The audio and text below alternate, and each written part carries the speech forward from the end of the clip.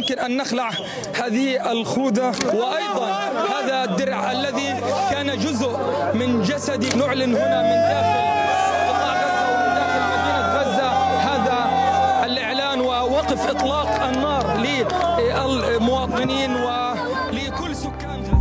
À ce moment-là, Anas al-Sharif pensait qu'il pourrait enfin déposer le casque et le gilet qui était devenu sa seconde peau. Il l'avait protégé pendant 22 mois de génocide à Gaza, mais 237 autres journalistes palestiniens tués dans l'enclave assiégée depuis octobre 2023 n'ont pas eu cette chance. Al-Sharif n'a pas dépassé l'âge de 28 ans. Né dans le camp de réfugiés de Jabalia à Gaza, il a grandi sous le siège israélien et les bombardements réguliers. Il a poursuivi son rêve, raconter au monde l'histoire de la lutte de son peuple sous l'occupation brutale et illégale d'Israël. Il a rejoint Al Jazeera après le 7 octobre 2023. Pendant près de 2 ans, il s'est engagé à raconter au monde la guerre génocidaire qui tuait sa propre famille et ses amis.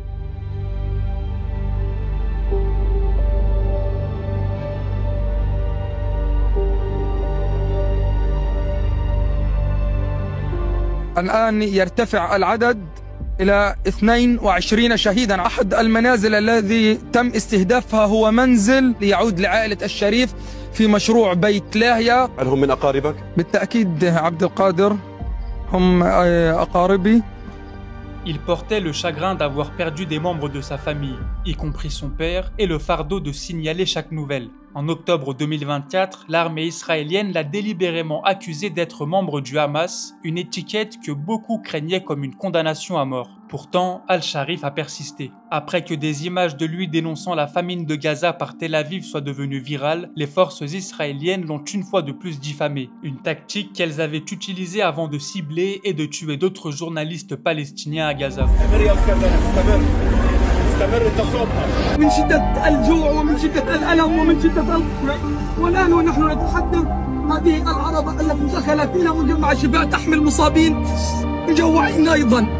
Le 24 juillet 2025, il est à nouveau ciblé par un porte-parole de l'armée israélienne et il implora alors le monde entier de le protéger. Moins de 3 semaines plus tard, un missile israélien a frappé une tente médiatique clairement identifiée près de l'hôpital Al-Shifa. Al-Sharif a été tué sur le coup avec 5 collègues. Mohamed Kreikeh, Ibrahim Zaher, Mohamed Noufal, Mohamed Aliwa et Mohamed Al-Khaldi. Ces dernières volontés ont ensuite été publiées par sa famille.